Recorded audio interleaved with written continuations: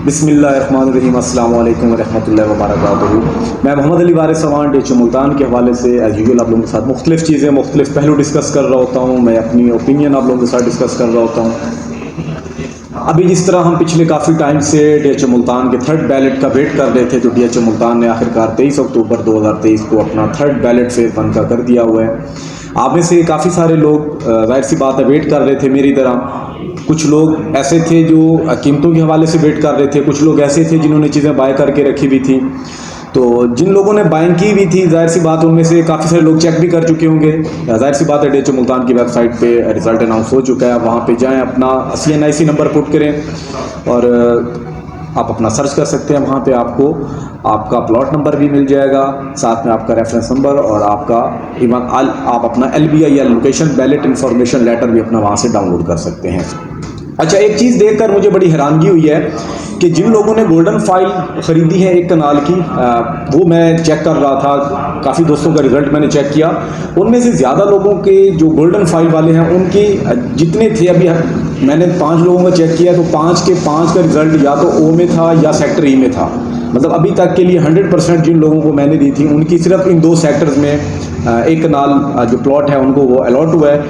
और जो थी जर्नल बैलेट जिनका था, जिनकी जर्नल फाइल्स थी, उनमें से जो 80% मैंने प्लॉट देखे हैं वो W1 W2 के देखे हैं। उनमें से 1-2 लोगों के अनएक्सपेक्टेडली मैंने सेक्टर Y में भी प्लॉट देखा है। लेकिन अगर मैं ये देखूं कि सेक्टर Y को फिर बाद में गोल्डन फाइल के बजाय वो दूसरी कैटेगरी में डाल दिया गया जर्नल के लिए, तो वो एक अलग मैटर है।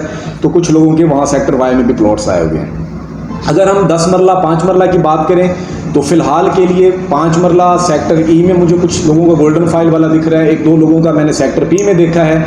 लेकिन 10 मरला का फिर मैं यही कहूँगा कि अनएक्सपेक्टेडली कि एक जनरल फाइल होल्डर थे, उनकी फाइल जो है वो सेक्टर E में उनको अलॉट हुई है। तो ये चीज़ मुझे समझ में नहीं आई कि 10 मरला के शायद वहाँ पे सेक्टर B1 में प्लॉट्स कम थे, या ये माजरा था।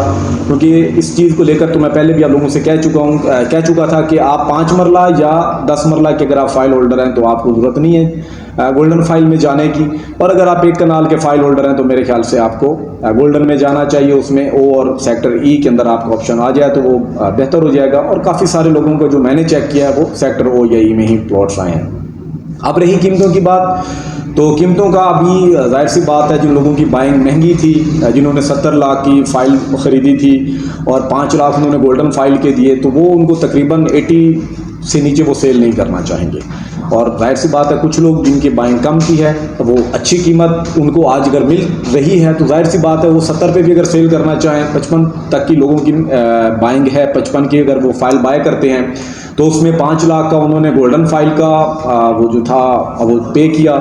और जाहिर सी बात है उनको अगर गेन टैक्स वो पे करेंगे तो उनको 62 से 65 लाख के अंदर उनके टोटल अखराजात थे। अगर वो 70 में भी सेल करना चाहें, 68 में भी सेल करना चाहें तो उनके लिए तो 1 से 2 मंथ के अंदर उनके लिए एक अच्छा, अगर वो देखें तो उनको प्रॉफिट हो सकता है। लेकिन कुछ लोग दूसरी तरफ जिन लोगों की महंगी बाइंग है उनके लिए ये चीज़ बड़ी वो मुश्किल हो सकती है कि जिन लोगों ने सस्ती बाइंग किया वो चीज़ें सेल करेंगे तो जाहिर सी बात है वो रेट स्टेबल होना थोड़ा सा मुश्किल है।